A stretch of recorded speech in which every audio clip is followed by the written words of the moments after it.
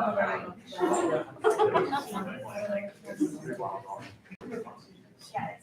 yeah. All of them. So like, you turn it in, so yours will be everything in that class for your next class.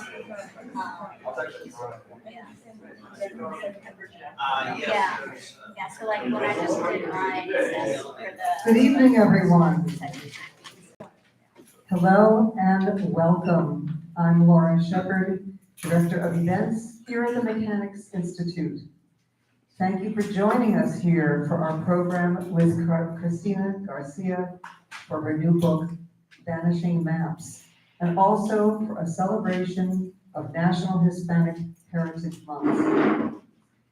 If you're new to the Mechanics Institute, and I see a lot of new faces out there, we were founded in 1854, and we're one of San Francisco's most vital literary and cultural centers in the heart of the city. We feature our general interest library on the second and third floor.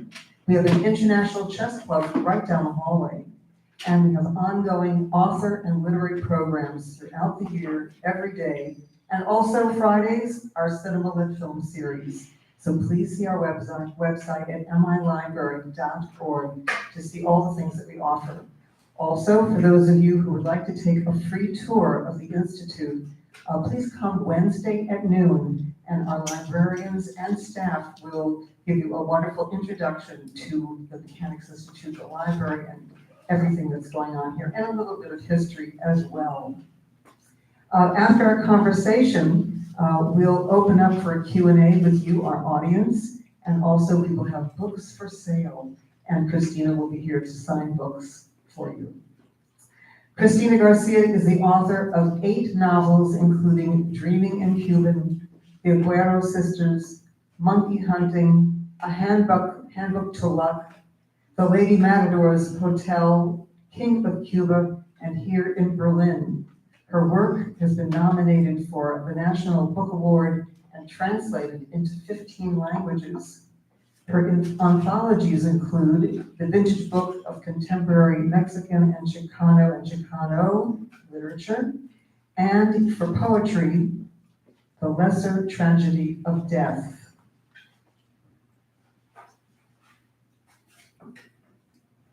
In her new book, Vanishing Maps, we find a story of one of the most wonderful, colorful, dysfunctional, passionate, and lovable families.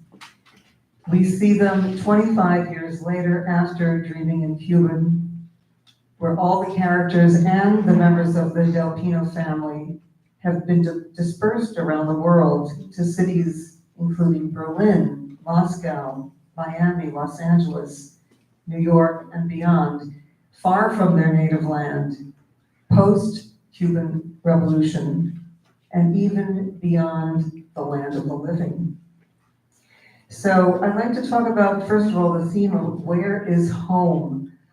All of your characters, as I mentioned, have been dispersed. They're either refugees, are they foreigners, are they immigrants, are they exiles? How do we find them at this point in time? And also, what did you discover about the characters 25 years later? Well, first of all, thank you so much for inviting me here. I've been hearing so much about the Mechanics Institute, and I am long overdue for a visit, so thank you so much. And thank you all for coming tonight. I know there's a whole University of San Francisco contingent here. Yay, thank you.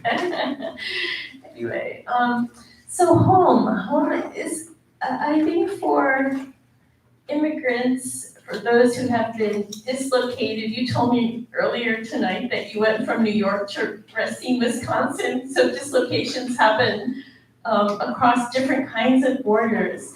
I think home is continually a moving target. I mean, home can mean different things at different times, depending on what's happening internally as well as externally. So I think there's this idealized, at least in the Cuban context, this idealized notion by some sectors of the exile community of what home meant pre-1959. But a lot of that nostalgia has very little to do with the truth, I mean, factually. In fact, I don't know if it's in this book or where, but there's a joke, old joke that goes that if every Cuban who said he had a ranch back on the island actually produced it, that Cuba would be the size of Brazil. So that kind of level of distortion and longing, all of that makes a kind of a heady stew for myriad and unpinned downable ideas of home, I think. Certainly in this book, each of the characters have a special relationship to Cuba and also political attitudes. So there's the past, the conflict, and the wrestling with the past and the present. And I wondered if you could talk about how you picked the cities that you did to relocate them to. Right. Well, I think a lot of this old paradigm of Cubans and Cuban Americans, I think is pretty outdated by now. I mean, for the longest time, it was the Cubans who remained on the island by choice or by commitment, like say my grandmother, who was the inspiration for the Celia character for Dreaming in Cuban, or the exiles who, vowed, were, shaking their fists for the next 30 years about what had happened and what they had lost and the betrayals and so on. But history and exile has continued spreading out. I think of it a little bit as almost like a Big Bang theory of immigration. This revolution happened and then everyone was set in motion. Of course, some ended up back in Miami or in Havana or whatever, but there were all kinds of other events, seismic, political, and historical events happening. The fall of the Soviet Union, the dissolution of the Eastern Bloc as it was known. All of this affected Cuba. Why? Because Cuba had a very, very close ties with the Soviet Union for many, many years. And so when things fell apart there in 1990, nobody was really thinking, well, what's going to happen to Cuba? Well, what happened to Cuba was a period of what they called the special period, euphemistically, of terrible, terrible hardship that, unprecedented, really, hardship on the island. And so we all are more interconnected than we thought. And so Cubans studied in Moscow. They got PhDs in Prague. They fought in Angola. They were consultants in Vietnam. They were the doctors were sent around Latin America and other places. So nobody was ever still.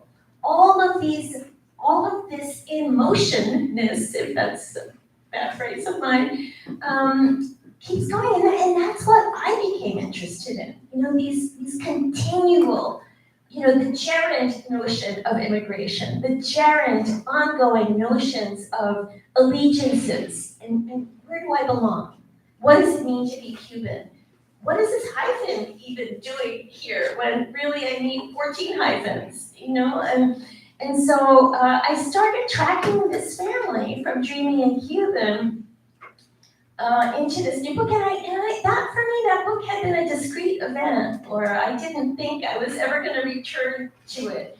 But then, for various reasons, I decided to adapt Dreaming in Cuban for the stage, and so I had to. 25 years later, I went back and read the novel again, and I read it several times to make a play out of it, and that's when I got the bug to find out, well, what did happen to Ivanito, the little boy who was kidnapped by his crazy, aunt, bakery-owning aunt in Brooklyn. What happened to him? What happened to Pilar with her artistic ambitions?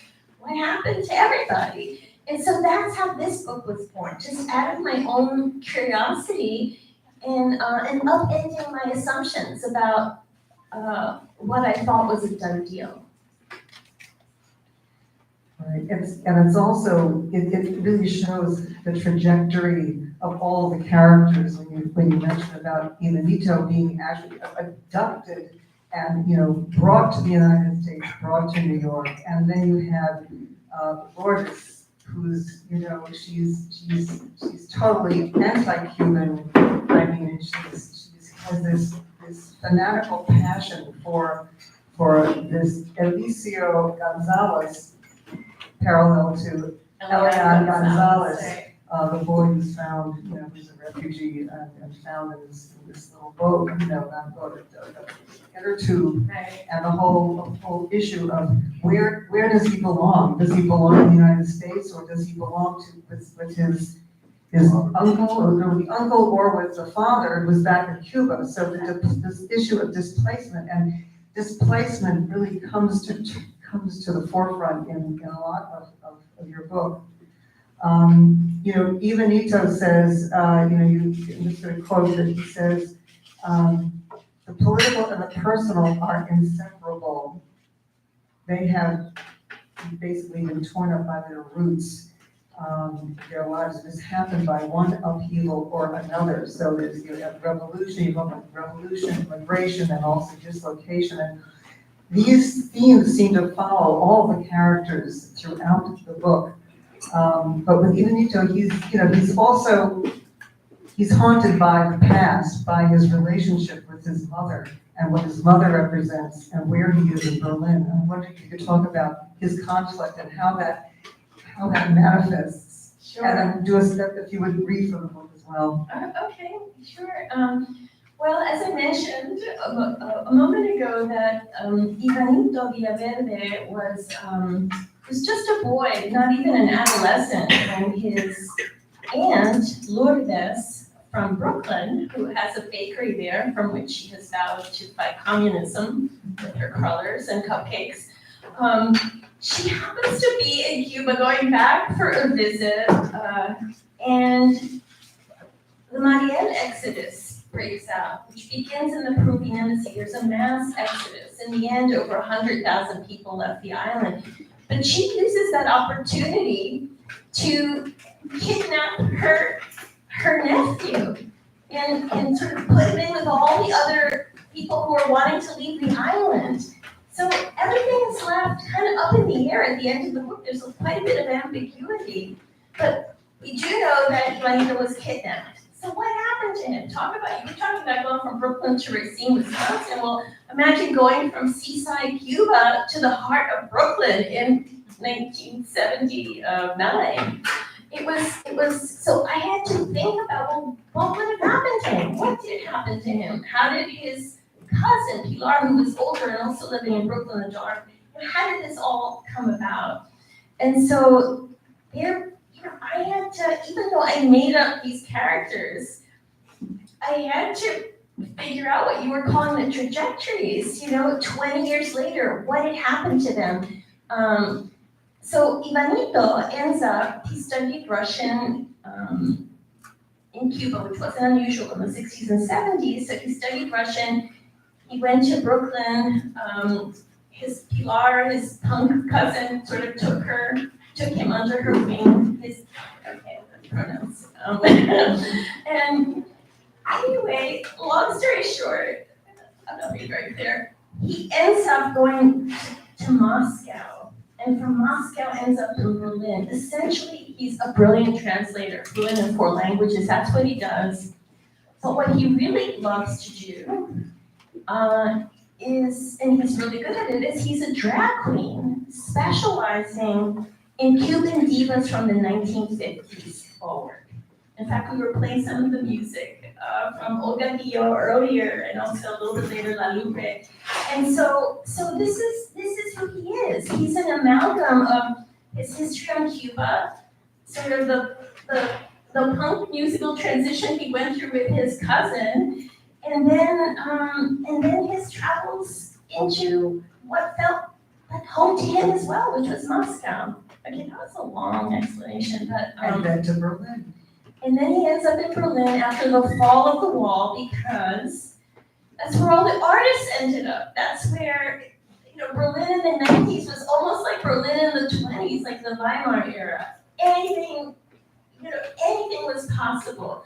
You could absolutely reinvent yourself there. There was this whole center of the city that was rubble. that people started squatting in buildings and doing little businesses and ersatz performance pieces. And it was a wild time, and that's what he was a part of, and that's where he ended up settling. Would you like to share a reading about Okay. Ivanito? Sorry, yes, of course, yeah. So anyway, just very, very quickly, famous last words. He's in Berlin and he's about to go, when the book opens, he's about to go on stage as his rendition of Olga Villo, 50s Cuban diva who specializes in super sultry boleros. But anyway, while he's getting ready, who shows up? Kind of like in the costumes, but his dead mother, who's been dead for 20 years. But she doesn't speak, and it's very mysterious, and she's in this kind of weird little, cynosure. So he's been wondering for a few weeks, what was that? And so this is what happens next. It was weeks before Ivanito saw his mother again, this time in a cracked mirror at the gay bathhouse off Nollendorf Platz. He was naked except for his spiked cuffs, matching dog collar and black leather boots slung with chains, its toes metal tipped.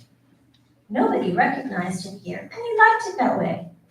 Here he was simply another pretty boy, a choice bit of anonymous bottom, tall and delicate boned with shoulder-length hair and small, inviting ears. As his mother hovered in the mirror, she seemed oblivious to the surroundings, taking no notice of the trio of men cavorting nearby, the burliest with a medieval scabbard tattooed down his spine. Mommy's face serenely bobbed atop a kaleidoscopic haze of pastels. She reminded Ivanito of a documentary he'd once seen on squids. Then she oozed out of the mirror and grinned at him, her gums an unnatural pink. The color disturbed Ivanito, but he refrained from overreacting. He wanted to keep her present long enough to find out why she returned from the dead. Ivanito signaled for his mother to wait for him as he changed into his street clothes, bundling up in a down jacket and fashionable rabbit fur hat. This was 1999. Then he beckoned Mommy to follow him out into frigid pre-dawn Berlin. Together, they hurried down Fuggerstrasse, past linden trees thinly sheathed with frost. On the opposite sidewalk, a disheveled woman strode lopsidedly, one bare foot in the gutter, the other on the curb. Are you hungry, Mommy? Did you go see and get hungry? Bratwurst. Ivanito was taken aback. His mother was nearly 20 years dead, and this was her first word, and uttered with a perfect German accent. But it so happened that bratwurst was exactly what he wanted too. Could Mommy read his mind as he believed as a boy?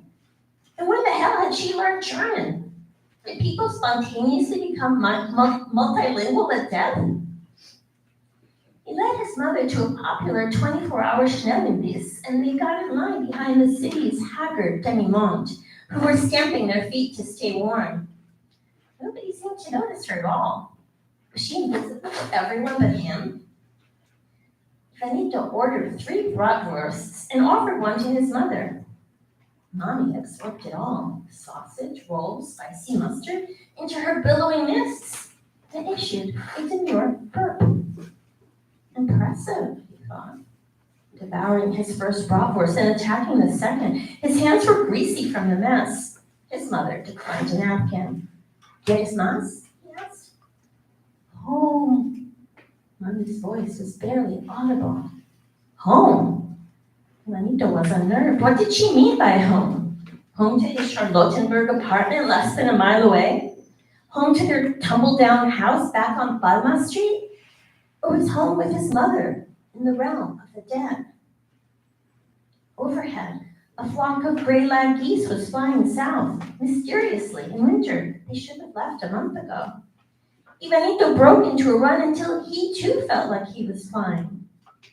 Mommy sailed beside him as he pumped his arms, his feet barely touching the ground, the cold air freezing his lungs. She laughed as they ran like she used to when they raced through Havana's parks chasing pigeons and dreams, or so she claimed. His mother effortlessly floated up the 4 flights of stairs to his apartment, and Ivanito ushered her in. A vase of dying gladioli suffused the rooms with a rotting scent. Mommy settled, undulating on the living room sofa, and took a look around. She gaped like a tourist at the shelves crowded with books, the Bauhaus furniture, his eclectic collection of antiques. Ivanito put Mozart's violin concerto number 3 on the turntable to calm himself as nature response.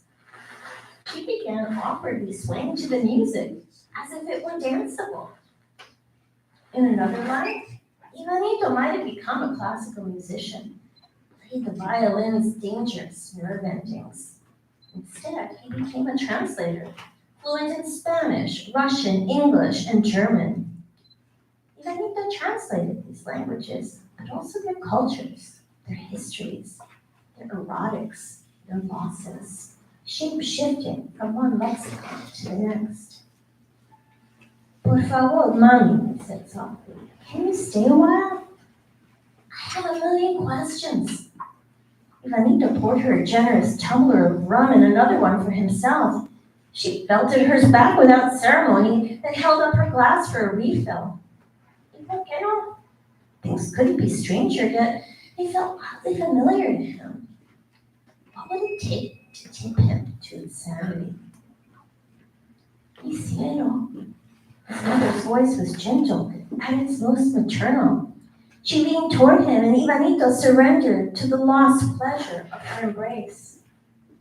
A soporific heat seeped through his scalp, lulling him to sleep. When he opened his eyes an hour later, Mommy was gone. Ivanito forced himself not to cry. How many times could she abandon him in one lifetime? Years ago, his mother had been laid to rest in a white gown and turban and draped with eleques, religious beads. A Santeria priest played the holy bata drums. Pallbearers carried her coffin to the cemetery outside Santa Teresa del Mar. Everyone seemed to forget that Ivanito was there, lost and grieving in his ill-fitting funeral suit. He had planned to drop a gift into Mommy's grave. A duckling he had stolen. The duckling had died too. From his locked desk drawer, Ivanito extracted the diary his mother had left him. Plum-colored with fading gold stars, it was the only thing of hers he owned. He flipped through the blank, yellowed pages. She kept it in the false bottom of her hairdresser's toolkit, beneath the pink plastic curlers and the hairdryer that blew out the electricity in his grandmother's seaside house. Ivanito had taken this diary everywhere, on the long journey to New York, then to Moscow, and finally to Berlin. It occurred to him that terror inhabited Mommy's diary, the terror of erasure. Had she hoped that he might fill these pages with his own history, write over the invisible palimpsest of her own? Or perhaps she'd longed for their voices to merge, to grow louder and more insistent together. He never wrote a word. After her death, Ivanito often defended his mother against those who'd accused her of feigning madness, defying the revolution, and worst of all, attempting to kill him when he was 5. The skies were cloudy, devoid of stars. Only the street lamps blazed along the empty, frozen boulevards of Berlin. Ivanito was as exhausted as he'd ever felt. As he prepared for bed, he caught a glimpse of himself in the dim light of the closet door mirror. There, glowing softly around his head, was a halo. So that's a little bit of Ivanito. So that's a very gentle first, exchange, or one of the first exchanges with his mother. But that halo becomes almost a burden for him, because it's like an antenna to the netherworld and to her world of the dead, and they're kind of their communication symbol. So there's a lot of things that happen with that halo along the way through the novel. I also wanted to talk to you about the theme of Vanishing Maps, the actual idea of borders and the directions which define where we go. Because without borders, you could get lost. Without a direction, you could get lost. And, I think most of the characters are trying to find their way they're seeking something, and they're looking for some kind of closure or some kind of coming together, through the process of the story. But if you could talk about the theme of this kind of disappearance of borders, the merging of place and time and life and death, and even the twin sisters that find each other at the tango dance. They're two separate beings, but they also realize they're also one. So could you talk about the theme of vanishing and vanishing maps? Yeah, thank you.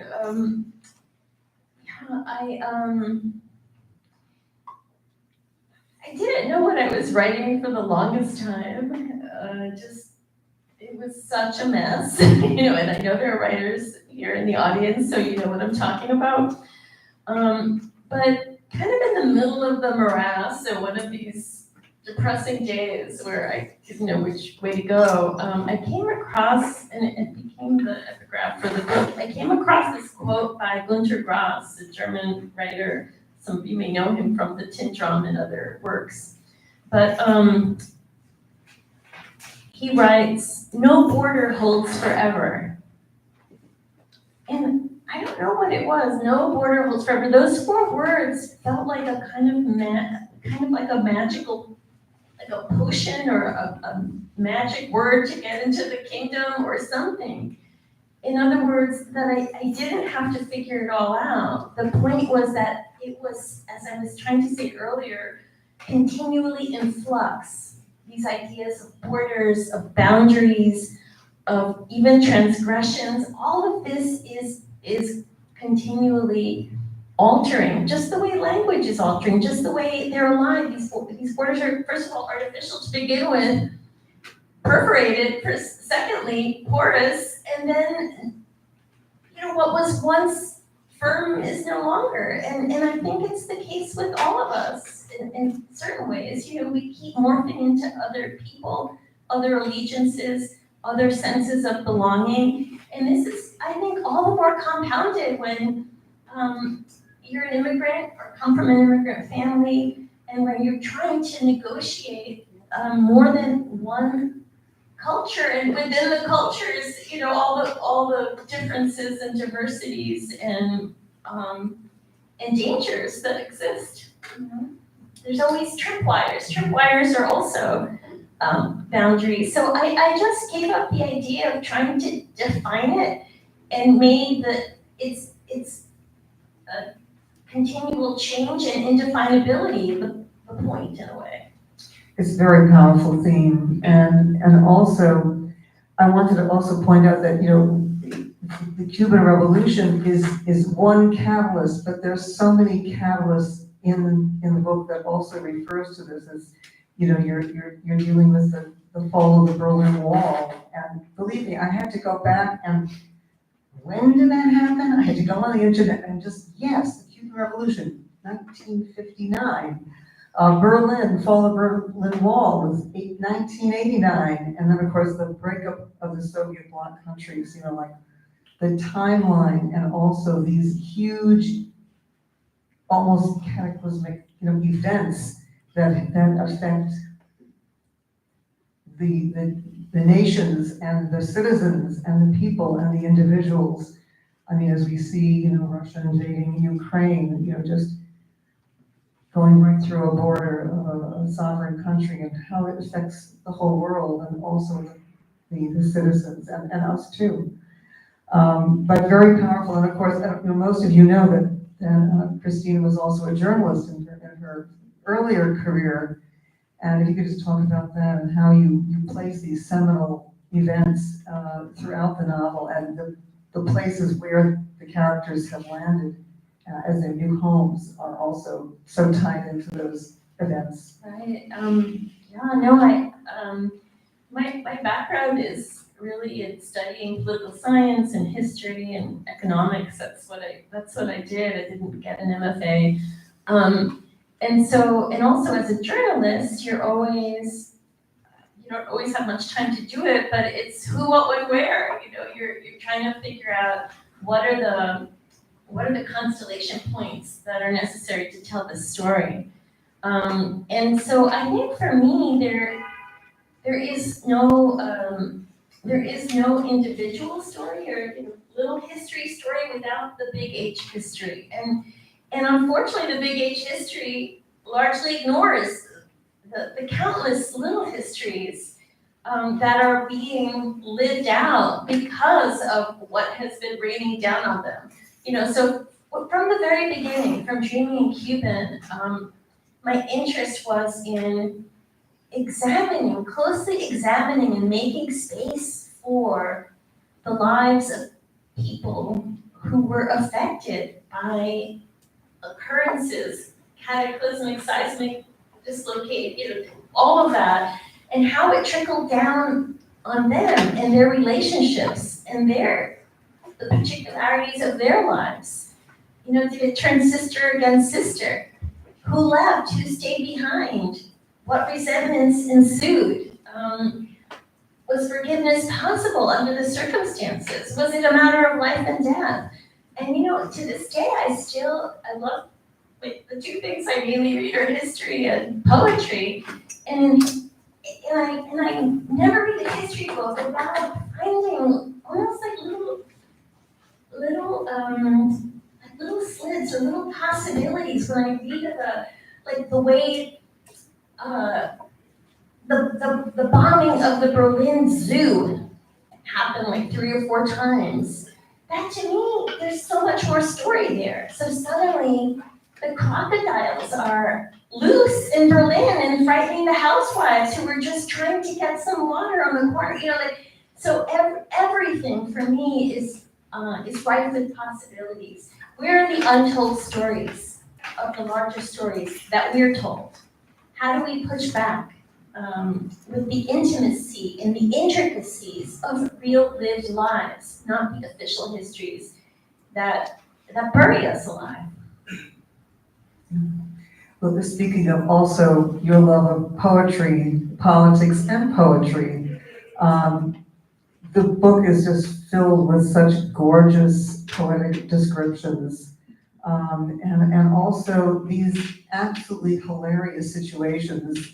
Also a hilarious situation in the zoo where Azul, the young boy, is actually almost flinging himself into the polar bear cage, and then a whole comedy of errors transpires from that His event. mother appears with polar bears, wearing some of his clothes, so that really gets him going. But I also wanted to talk to you about your use of magical realism, because it plays such a juicy part of the storyline, especially with Ivanito and his ghostly phantoms of the mother coming in and out of at the most unexpected moments. But I wanted to ask you about how and why you conjured up some of those scenes for the story. Too fun to resist, really. I don't go around looking to, every 6 pages I need something surreal to happen. I mean, it's not like that. Every single scene that is off the charts, what you might call magical realistic or definitely pushing the bounds of realities, are an extension of what's already happening.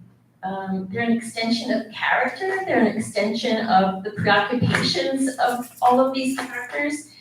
And you're left wondering, well, is this really happening in the polar bear enclosure, or is someone having a psychotic break, or is this a figment of their imagination? I mean, you could almost argue for any of these probabilities, and you know what, they're all partly right, I think.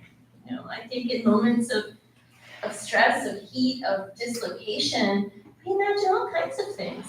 You know, and we're a culture that doesn't value our dreams enough, but there are other cultures, you know, where you wake up in the morning and the first thing someone asks you is, what did you dream?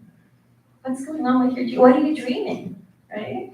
And so for me, I think the magical realism is a definite psychological, emotional extension of each and every character. And it reminds me a little bit of it was Garcia Marquez in his Paris Review interview said, magical realism, I don't make anything up. You know, it's just, this is what it's like in Colombia or wherever. But he also said that to suspend the disbelief, you have to be absolutely sensorially specific. So it's not enough to have like 40, you know, it's not enough to have flying elephants. It has to be like 43 purple spotted elephants. And everyone's, oh yeah, the elephants, right? So it's the specificity and it's the sensory, it's a texture that enables you, that invites you to lift off with whatever's going on the page. So, you know, also your characters, you're really dealing with what, 3 or 4 generations of the family. And four generations. And so you see the layers of this family and how they interact and where they are. And eventually there's going to be a reunion. So you're gonna have to buy the book to really find out what happens at this reunion and how they actually come together. But one of the most touching relationships, which brings together the past and the present, is the grandmother Celia's reuniting with her lover of 66 years ago. After she receives this letter from him. Right. Should I go me to read that section? Yeah. That would be lovely. Well, at the end of Dreaming in Cuban, Celia, who's in her 60s then, kind of walks into the ocean heartbroken after a series of terrible disappointments. And so it's deliberately left ambiguous as to whether she's committing suicide or trying to heal her wounds or whatever. And over the years, a lot of people say, well, what happened to Celia? I don't know. Did the Coast Guard pick her up? I'm like, I don't know. You know, whatever. People didn't want her to die. Anyway, she's not dead, okay? She's 90 years old. And she's not, you know, she's ill health. She's in Cuba, and then she gets a letter. In 1934, she has a flaming hot affair with this married Spaniard for 4 days. It lasts 4 days, and then he goes back to the Spanish Civil War to his wife, and they never see each other again. She writes him letters for years, but doesn't send them except for one. Anyway, the wife finally dies. He gets in touch with her, and she's like, who do you think you are coming after, you know, me after all of these years, etc. Well, I will tell you what happens. So this is their meeting in Granada, where Gustavo Sieta de Armas lives, and where he has convinced Celia to come visit him. The only thing I think you need to know, so 66 years have elapsed, and there's a poem by Garcia Lorca, they're both of their favorite poets, Verde que te quiero verte, and that sort of works its way through this text. Let me see if I can manage. I could, yeah, maybe I'll stand up.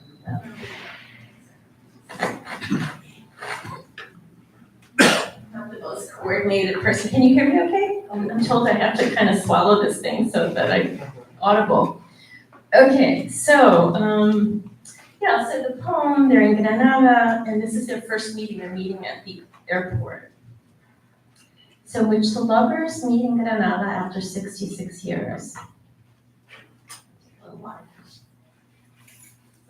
66 years is a long drought.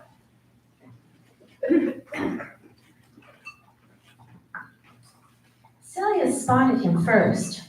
He was wearing a bone-colored suit and leaning loosely on his cane, as if it were decorative, a bit of foppery. A spray of red carnations floated luminously from his grasp. Gustavo was bald and elegant, but didn't remotely resemble the man she remembered. His left eye looked milky, too. A cataract? Celia waited, watching him as her past and present converged. Gustavo continued to scan the arriving passengers and finally settled on her. His expression flagged almost imperceptibly, but his eyes remained joyful. Celia's fitted gray dress was cinched at the waist, but she felt no less a relic. Verde, que te quiero verde. How long had she dreamed of this moment?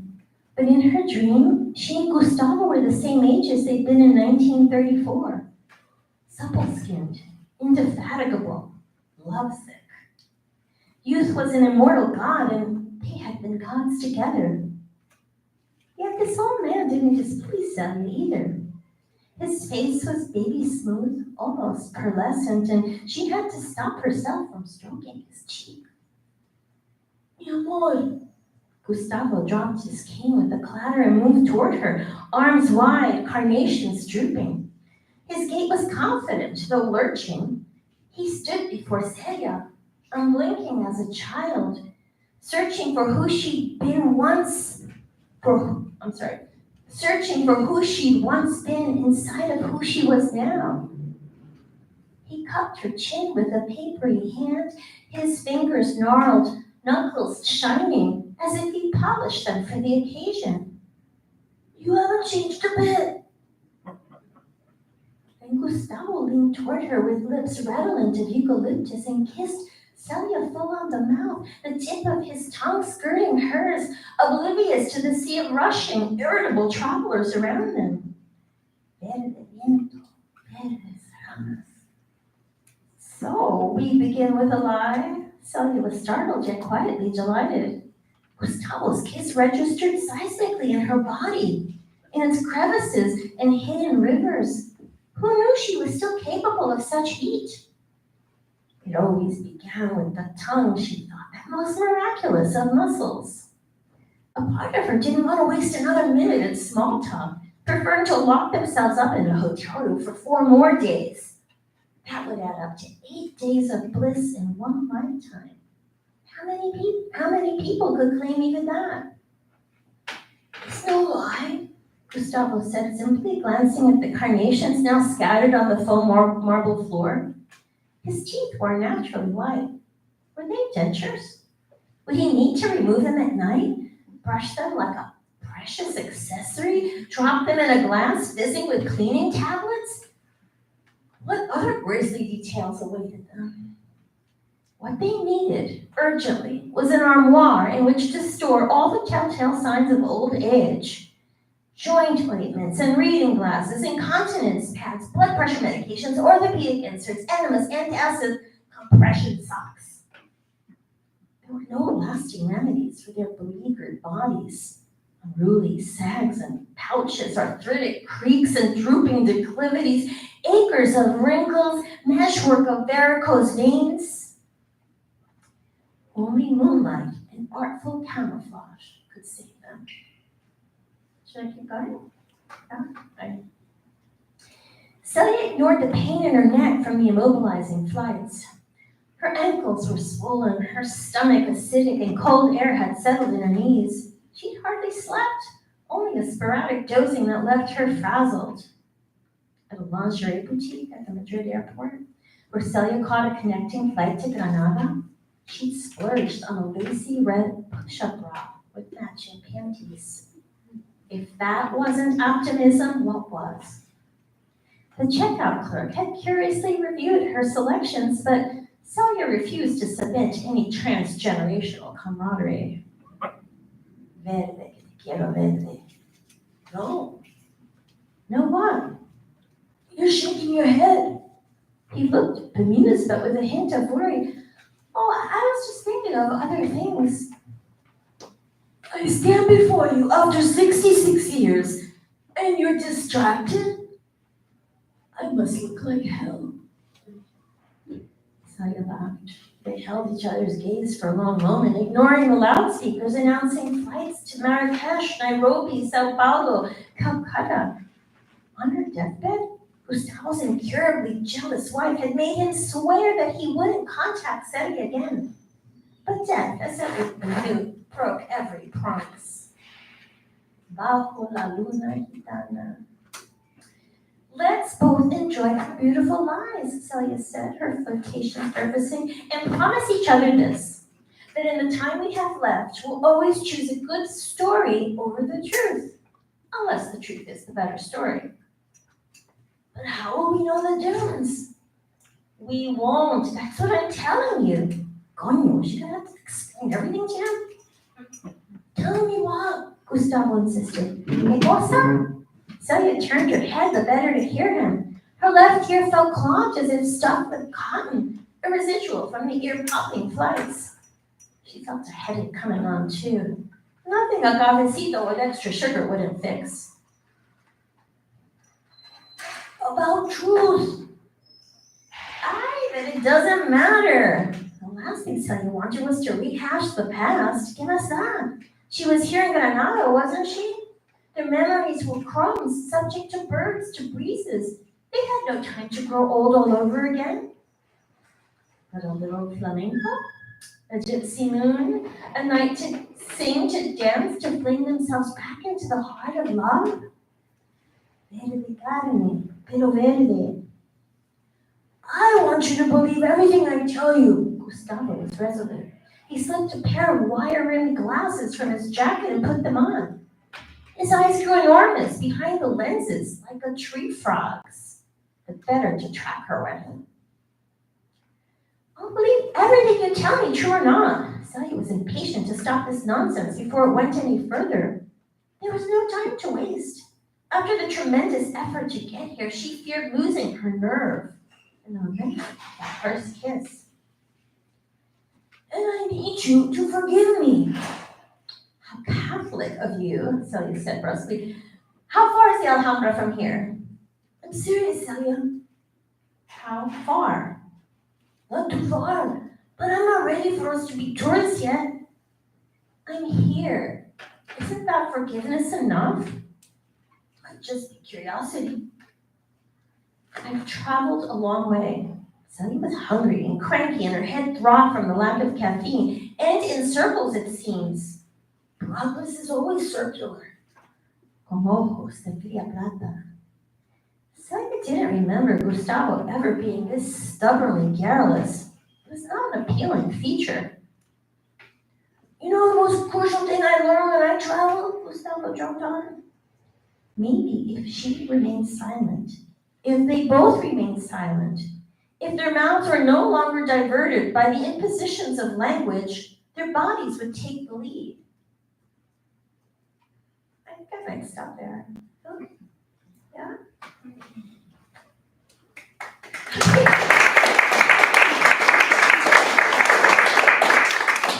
And once again, you'll have to buy the book to see who takes the lead in the next chapter of Celia and Gustavo. Actually, I wanted to also get back to you about the fact that Dreaming in Cuban was made into a play, which you adapted at Central Works in Berkeley, and wanted to hear about your other project, theatrical project that you're working on right now before we open up to the audience. Oh, sure.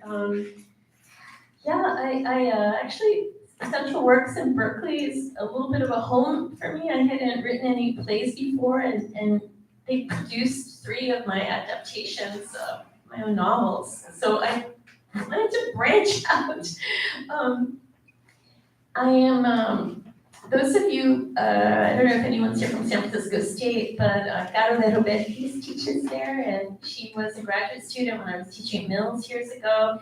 she has a gorgeous book called The President and the Frog, which completely upends this whole idea of the caudillo, the strongman novel, and it essentially is about the man who ultimately became the president of Uruguay, who was imprisoned for many years, brutalized, imprisoned, and who survived in part by talking to a frog in his jail cell, this tiny little frog.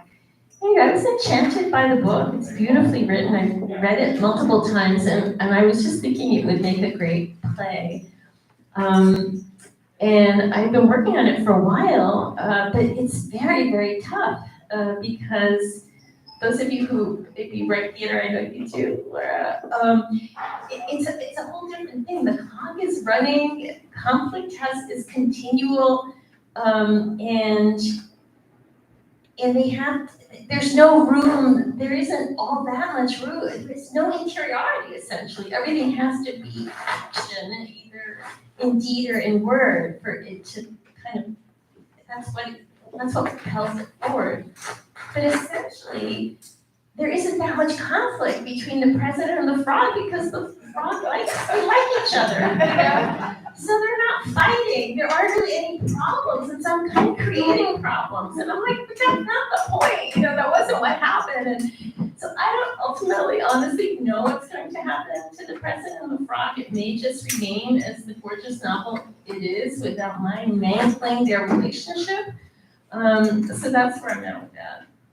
I'll ask you, since you brought your characters from Dreaming in Cuban to Vanishing Maps, do you have any visions about taking them further into the next phase of their lives after their reunion and after they're coming together? Oh my goodness. Well, what I've been floating lately is retirement, and I'm telling you, it's been hard. People are pushing back, and yesterday I was driving in the car with a Kitchenerian friend of mine who's also a bird watcher. We go on these bird watching expeditions, and went way out to Drake's Beach yesterday. So we had lots of time. I was driving on the way back yesterday, and so I mentioned retirement, something I haven't before. And here she is, 82. She goes, "You can't retire, like flogging me. But you could do this, but you could do that." I said, "But maybe I don't want to. I mean, look at these beautiful redwoods. Is pleasure not enough? Like, what is? No!" I'm like, "My God!" You know, like this gentle bird watcher turned on me like a red-tailed hawk. You know, so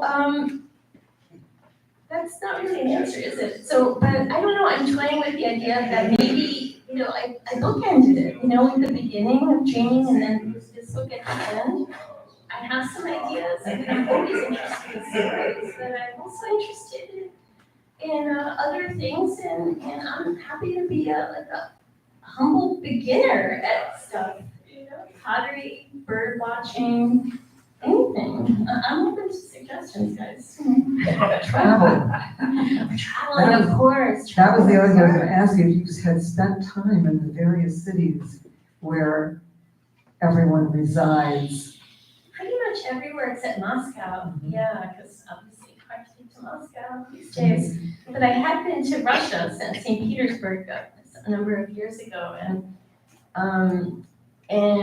so Ivanito was there briefly, and one of the cousins was raised there. So I don't know. I feel a little bit as a huge first grade reading love for Russian novels. So I feel like, oh, okay, I can sing this one. But all the other cities, yes. Havana, and I spent a lot of time in Berlin. I just spent a month in Berlin in May, and in 2013 spent 3 months there. It's just one of my favorite cities. I don't know how familiar you are with the city, but it's endlessly fascinating. So, and you could set something, books in Berlin for infinity and beyond. Isn't that a cartoon? Yeah. Well, your love affair with Berlin is very evident, and also I want to recommend here in Berlin, which is a wonderful book as well. The book before this one, yeah. Stories that are focused on each character telling their point of view about their life in Berlin. And it's a fantastic novel as well. We want to open up to the audience for questions. So, Alyssa, do we have another microphone back there? No, back here. All right, well then, if you have a question, would you like to raise your hand and we'll call on you? Yes, in the red. Stand up, please, so we can hear you. Hi, my name is Rebecca. I'm dying to find out, because I admire so much your use of the well-placed detail. But one that just freaked me out was Lourdes. The name you use for the ant, Right. in the first book. The kidnapper, right? Right, and then it turns out that it's also a intelligence base in Cuba. Yes, Was that just serendipity? What happened it first? was serendipitous, Oh yes. my God. I couldn't believe it when I came across it, actually. I don't even know how to describe this, because I'm not a spook, but yeah, Lourdes, who is like so hypercharged political, she gets involved in the whole Eliana Gonzalez case, which is called the Eliseo Gonzalez case in this book. She is forever, I mean, she would, you get the idea. But anyway, a listening station in Cuba for trying to get US intelligence was called Lourdes. That was their main gathering site. Yes, I came across it, I nearly flipped out, and of course I had to use it. I was like, this is amazing, how she just so well placed in the second book. The name of I the- didn't know about it till the second book. That's wonderful. Well, anyone Thank who you, I hasn't love bought your it, little detail questions. anyone who hasn't bought it, you should, it's wonderful. Thank you so much. Thank you. Other questions? Other questions? Hey there, my name is Nico, and I have a craft question. Sure. Especially when you are voicing your transnational characters. It is an English dominant novel, but when the transnational characters are switching into their other languages, such as Ivanito into German and Russian and Spanish, how do you make those choices? That's such a good question. I really, I really stress out over this when I'm writing it, because I want to remind people that what's going on is in another language, but I don't want it to feel marginalized, as I'm doing that. And so it's a bit of a tightrope walk for me. And yet I also think excluding it entirely feels like a kind of erasure. Obviously I'm not writing books in Russian or Spanish or German, but I feel like I owe so much. I feel like I owe that much to acknowledge the impact of these languages and their cultures and their histories on what I'm writing. They absolutely inform what the English sounds like on the page too. I've always thought, especially because before it was more that I was writing in English about things happening in Spanish, and so I really paid very close attention to the rhythm of the English and felt like I needed it to do more than usual. It needed to accommodate the Spanish rhythmically. I don't have that facility with German or Russian, so I'm a little bit hamstrung, but I appreciate the question, and please know I think about it constantly. Yes, hi, Gigi. Hi.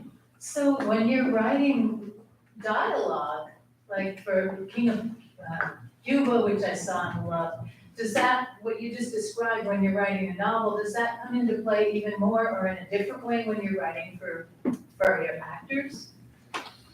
Yeah, good question. The theatrical, the adaptation for the theater, it just takes it out of me in a completely different way. I feel like it's an exercise in distillation and compression, even more. I think of that for novels, but compared to novels, which feel like these unruly and spooling beasts, theater is a lot less forgiving. And so, I may have gone on 3 or 4 pages in a description of something that then has to be an utterance by Fidel Castro, the Fidel Castro character. And I have to get that, and I have to get so much more across. And in fact, I ultimately changed the story from the novel to the theater. I mean, the trajectory is very different, the resolution is very different. And that took me a while because you put so much into getting it or hoping to get it to your satisfaction in the novel, and then you tear it apart and reassemble it for theater. And you have to be willing to do that. And maybe I'm more willing to do that for myself, which is why I'm having such a hard time with Carolina's book, because I don't want to do it to her. She's a good friend and I want to keep having cafecitos with her.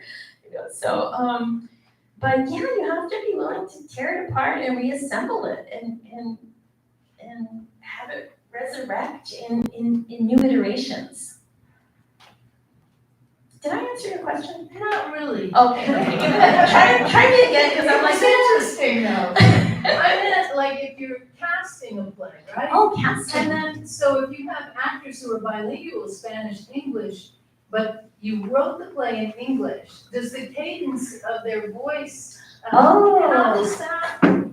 Right. That was what I was asking. Right. Oh my goodness. Actually, do you want to tell the story about coming into the King of Cuba cast and trying to teach them how to do a Cuban accent? And what happened? Well, if I remember correctly, Cristina invited me to come in and talk about how Cubans talk, because Cubans have a very specific regional accent. Basically, consonants don't exist. I mean, that's about it. Everything ends in out, and the mouth is open really wide and all this stuff. Anyway, we had this really sort of ridiculous workshop where we were all stretching our mouths a lot. And then I guess about 2 or 3 days into rehearsals after that, nobody could understand anybody. Basically, is what happened. Everybody was like, just their tongues dangling out, and Right. everybody looked like the Rolling Stone logo. So it was kind of a useless experience, but yeah, because the sound is almost impossible to replicate in English unless you are willing to go a little bit into more of Black English, and then that becomes problematic for a variety of reasons. So it's a very tough thing to do, actually. Yeah. So thank you so much. Actually, I didn't mean to put you on the spot. So what we end up doing a lot then is just trying to do no accents. Speaking in English, occasionally having the Spanish, but having the Spanish accent be neutral, because everyone in the room speaks Spanish differently with their own cadence, what their own history is like. I work a lot with an actor named Steven Ortiz, who's him. Yeah, and his accent is distinctly Mexican descent, which is and so it's very tough to do that. I have a play going up now going up early next year in Washington, D.C., which is an adaptation of Chekhov's Three Sisters. It's called the Palacio Sisters. It's set in Miami in the 1980s. And they've got actors from around the Caribbean, descent, Mexico, whatever. And so that the director has hired an accent coach, a diction coach, so that everyone is going to sound Cuban. But not everybody in that play is Cuban. No, I mean, the characters are, but the actors are not. No, but not even all the characters, remember? Mono? Oh, yeah, you're right. I'm just translating this play. Actually, I'm so glad you're here, because how can I answer any of these questions? You're right. So there's And he just called him. Nicaraguan and, I mean, Miami's not just Cubans, but so a dialect coach or an accent coach for all the different Spanishes that are being used. But the hardest one is still Cuban, I think. No one can do the Cuban accents. That one's a yeah. really hard one to do. Yeah. But that's, Plus, Archie was saying that we don't have enough gonyos in it, nyons in the script, so we're gonna pep it I've up. sprinkled in a few. Yeah, thank you. But I think also the use of Spanish with the characters speaking, it gives such a fabric, a texture, a feel. We're just with them. But we're in their skin, and we're in their emotions as well. As You wanna feel like expressions are even- very, very important. And also, I was just gonna say, because I work in theater, we've had to deal with accents and Yiddish and English, but it's the rhythm, as you said, the cadence. You don't have to do these stereotypic kind of accents, which can be really off-putting, but really about the rhythm of the language, and that can be more effective for the actors to be Yeah. able to work with musicality and the language. Musicality is the word that was in my mind. Yeah, musicality is key on the stage, on the page, everywhere, in this room. Any other questions? Way in the back? Oh, wait, I didn't even see you. Jesus, another Cuban in the house. Can you hear me? I just wanted to, if you could talk about your choice to use the photographs, those sections in the book where they're the vignettes with the photos. Okay, yeah, sure. Why that choice? I know Ivanito Cuban was more of an epistolary choice. That's exactly right. It was analogous to that. So, sort of interspersed throughout the book are descriptions of photographs as told by Pilar Puente, who is the cousin, who is the artist, who is Lourdes, the crazy bakery owner's estranged daughter. She's a sculptor in LA. So she begins, and she was close to her grandmother at one time, and she was bequeathed Celia's letters. Anyway, I wanted to do something analogous in Vanishing Maps, something that would give us an intimacy of voice, something personal, something that you just didn't want to shoehorn in as flashback or backstory, but that was, she's an artist, so it seemed a good idea for her to be describing something visual, giving us some of her history episodically, and rather than just having the pictures there, having her describe it and having us as readers come up with the images that she described. So it was really just a point of, I was hoping it would be a point of intimacy between this character and the reader. Just the way Celia's letters were that for readers, I thought. Yeah, very effective. And also on page 127 is a very important photo, but I'll let you discover that. Is that you? It is. It's me, yeah, it's me. It was, I forget what that was exactly. No one could tell me when I came across it, but it was some kind of, I wasn't a US citizen, and so to leave the country and come back in the country, it was some special paths. And so here I am, glowering at 14, which is, my mother says I was always scowling, so there I am scowling for all of you. It's great. Well, I want to thank Cristina Garcia for her wonderful book and presentation tonight and readings. And also, I hope that as we're getting closer to the 2024 elections, that we can learn and gain something from your wonderful stories and also from your characters who are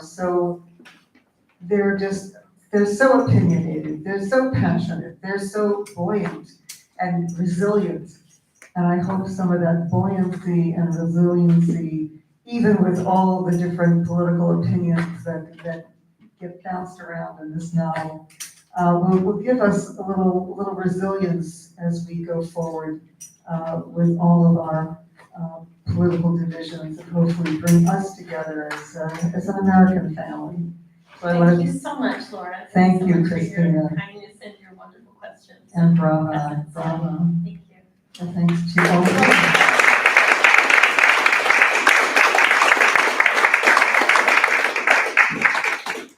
And now, please go over, buy a book or two. Alyssa will be there and to help you. And also Christina is here to sign your books. And one of the last point I want to make, I think Almodovar should make a film of your book.